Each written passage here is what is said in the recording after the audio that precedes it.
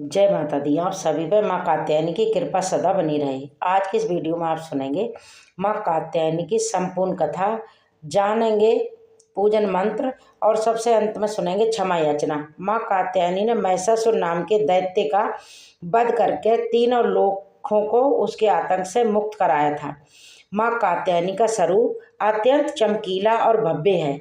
माँ की पूजा करने से विवाह में आ रही बाधाएं दूर हो जाती हैं और कहते हैं भगवान श्री कृष्ण को पति रूप में प्राप्त करने के लिए ब्रज की गोपियों ने भी माँ कात्यायनी की पूजा की थी। माँ कात्यायनी की पूजा करने से देव और गुरुदेव भी प्रसन्न होते हैं और कन्याओं को अच्छा वर पाने का आशीर्वाद भी देते हैं। इनकी 4 भुजाएं हैं।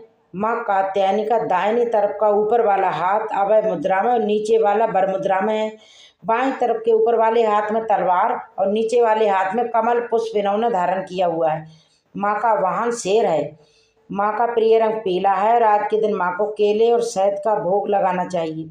आपके पास जो भी फल हो उसका भी आप सच्चे मन से माँ को भोग लगा सकते हैं। मान्यता है कि जो भी भक्त पूरी श्रद्धा और सच्चे मन के साथ माँ कात्यायनी की आराधना उपास करता है उसे अर्थ धर्म काम और मोक्ष की प्राप्ति होती है, सभी दुखों का नाश हो जाता है। कहते हैं कि माँ कात्यायनी की पूजा करने से परम पद की प्राप्ति भी होती है। अब सुनिए माँ कात्यायनी की कथा।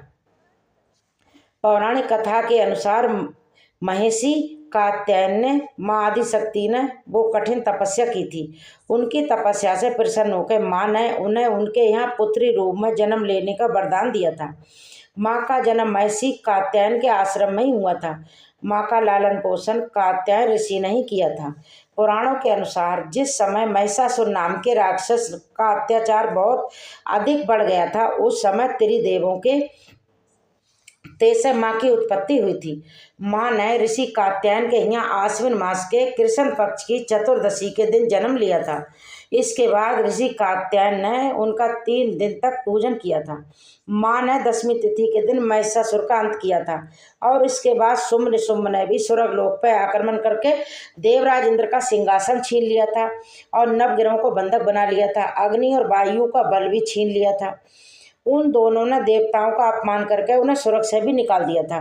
इसके बाद सभी देवताओं ने माँ की स्तुति की और उसके बाद माँ ने शुंभ और निशुंभ का भी वध कर दिया। देवताओं को इस संकट से मुक्ति दिलाई क्योंकि माँ ने देवताओं को ये वरदान दिया था कि वो संकट के समय उनकी रक्षा अवश्य करेंगी। माँ कात्यायनी को ब्रजमंडल की अधिष्ठान देवी भी माना जाता है। कहते हैं कि देवी कात्यायनी की कृपा से सभी काम पूरे हो जाते हैं और इन्हें वैद्य नामक स्थान पर पूजा जाता है।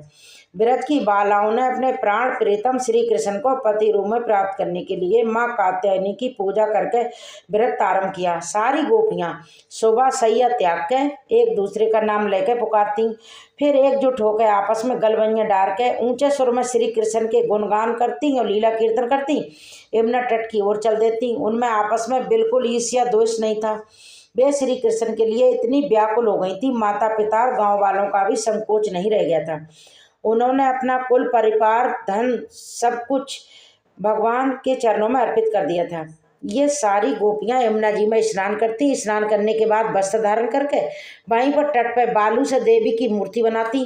देवी कात्यायनी की फिर सुगंधित चंदन अगर कस्तूरी कुमकुम अक्षत पुष्प हार धूप दीप सुंदर पल्लव नैवेदिक मणि मोती उन आदियों से उनकी अनेक प्रकारों के बाजे बजा के अनेक प्रकार से पूजन करती थी। कात्यायनी देवी श्री कृष्ण मंत्र दुर्गा हैं। गोपियों ने केवल हमें सिखा के 1 माह तक माँ की आराधना की। गोपियाँ मूंगे की माला से इस प्रकार मंत्र जप करती और कहती, हे कात्यायनी, हे माँ माहे, हे माई योगिनी, हे अतीश्वरी, आप नंद नंदन श्री कृष्ण को हमारा पति बना दीजिए। हे देवी, हम आपके चरणों में नमस्कार करते हैं। गोपियाँ सबसे बड़ी हैं क्योंकि वे सर्व से न्यौछावर करके श्री कृष्ण से प्रेम करती हैं। ब्रज बालाओं द्वारा निष्ठापूर्वक पूजन से माया कात्यायनी प्रसन्न हो गई।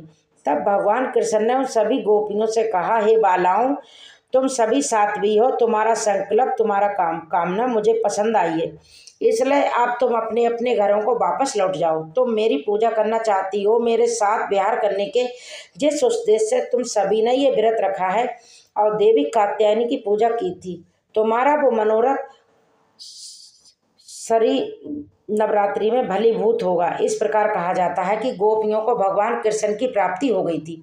माँ कात्यायनी की पूजा करने के लिए अपना मनवांछित कामनाओं की माँ कात्यायनी को 16 श्रृंगार की सामग्री अर्पित करके किसी सुहागिन महिलाओं को श्रृंगार की सामग्री दान में दे देनी चाहिए।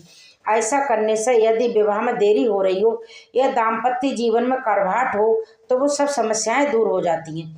माँ कात्यायनी का पूजा। ओम देवी कात्यायनी नमः।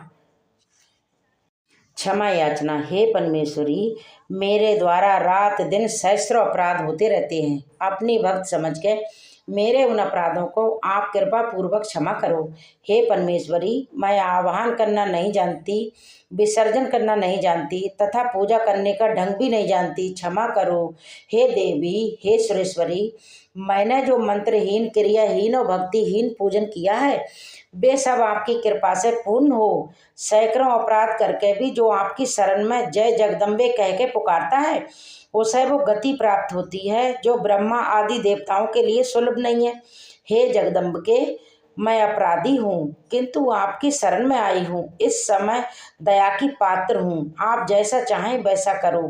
देवी परमेश्वरी, अज्ञान से, भूल से अथवा बुद्धि भ्रम होने के कारण मैंने जो कुछ भी कमी आदि कर दिया हो वो सब क्षमा करो और प्रसन्न हो।